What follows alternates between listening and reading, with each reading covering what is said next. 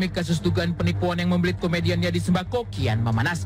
Buntut kerjasama antara salah satu perusahaan di mana Yadi Sembako sebagai direktur dengan pihak I.O. berbuntut laporan polisi. Salah satu event organizer meradang lantaran merasa Yadi Sembako dan Gus Anom sebagai komisaris perusahaan melanggar perjanjian kerjasama. Uang yang dijanjikan tak kunjung masuk ke kantong mereka. Salah satu alasan mengapa dugaan penipuan dilaporkan ke pihak berwajib adalah pemberian cek yang disebut cek kosong oleh pihak I.O. Hampir sebulan kasus ini bergulir. Gus Anom dan kuasa hukum akhirnya angkat bicara. Lalu bagaimana mereka menjawab duduk perkara cek kosong yang dipersoalkan oleh pihak I.O.? Ya nggak masalah, tapi ada kan yang pentingan BPKB. Artinya kita memang dari nol perusahaan ini. Dan PT kita bicarakan kok, ini cek ditulis tanggal 24. Kita udah ngomong di awal. Coba tukarkan, kalau belum ya sudah. Iya, udah disampaikan di awal. Nah, sudah di awal dong. Oh, sudah ngomong dong, ya udah jalankan dulu. Dan kita kekeluargaan acara berjalan lancar kok. Kalau dia mau bilang penipuan, tahu cek kosong kenapa diteruskan? Dan mereka sepakat di tanggal 23, acaranya tanggal 26 Agustus, tapi tanggal 23 kami sudah MOU bahwa sepakat untuk kerjasama. Nah, pada saat tanggal 26 Agustus di dalam MOU tersebut sudah jelaskan bahwa pembayaran itu harus dilakukan H-1 sebelum acara dimulai. Nah, berarti tanggal 25 Agustus mereka harus melakukan pembayaran, tapi mereka memberikan saya cek di tanggal 25 Agustus. Karena saya sudah menerima cek dan saya oke, percaya saja, dan acara tanggal 26 berjalan dengan baik. Lancar semuanya, aman, sesuai keinginan mereka, eventnya juga sesuai kemauan mereka.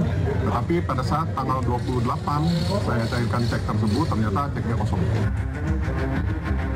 Silang sekarut kasus ini kian pelik ketika masing-masing pihak punya pandangan berbeda. Gus Anom merasa mereka tidak pernah menipu pihak I.O.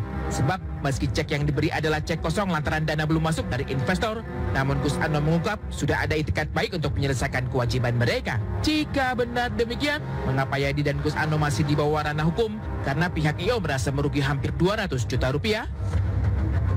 Karena emang cek belum masuk duit, ya sudah. Kebijaksanaan dari kita semua keluargaan, ya udah dijaminkan mobil itu dengan namanya Pak Tommy. Saya terima kasih banyak dengan Pak Tommy dan saya minta maaf atas ketidaknyamanan ini. Jadi pihak Adri itu membantu menjaminkan mobil tersebut senilai 50 juta katanya. Kasihnya ya udah dong, keluar duit untuk pembayaran lapangan atau apalah, wallahu a'lam bishawab. Jalan lancar. Total kerugian yang nyatanya 198 juta 90 ribu. Itu baru kerugian nyatanya, yang memang di mana event tersebut keseluruhan satu vendor, satu I.O., tetapi kerugian yang lainnya belum kami hitung. Saya sudah ke rumahnya, saya komunikasi, cuman minta waktu, menjanjikan, itu aja sih. Tapi kapan dibayarnya sampai sekarang belum jelas. Bukan hanya dibayang-bayangi laporan polisi, kondisi kesehatannya di Sembako disebut-sebut sampai drop akibat perkara ini. Harum nama sebagai komedian seketika tercoreng atas dugaan penipuan.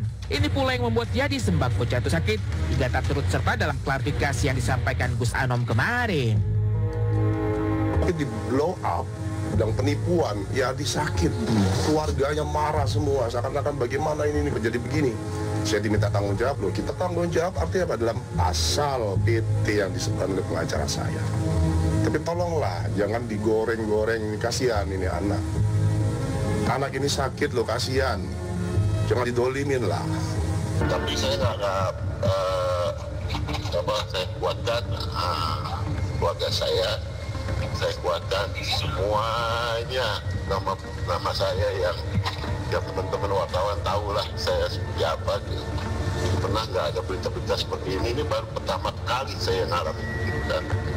Seperti itu, teman-teman semuanya mohon maafin saya selama ini silent, bukan apa-apa, karena saya takut apa yang saya akan laporkan ke penyidik semuanya dikonsumsi duluan sama teman atau masyarakat sebelum saya laporan gitu, nanti jadi blunder buat saya. Benang kusut kasus ini kian sukar diurai ketika pihak Gus Anom siap melancarkan serangan balik. Ketika pihak EU telah menabung genderang perang, mereka siap meladeni.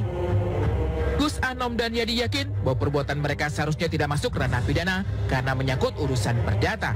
Lalu benarkah Gus Anom dan Yadi Sembako akan melaporkan balik pihak I.O. dengan dugaan pencemaran nama baik karena tak terima disebut sebagai penipu? Ya kontranya si Mas Adri aja yang gitu. Kalau yang belum ya pihak dari yang Amdal yang baru muncul kemarin saya kaget. Jadi hanya satu kontrak ya, Bang? Satu kontrak saja. Iya. Gitu. Dan itu yang angka hampir 200 ya. 190 sekian ya. Itu udah selesai belum? Kamu masih dalam? Saat ini sebenarnya kita bukannya mau dan tidak mau membereskan, tapi masalahnya sudah genderang sudah dimulai.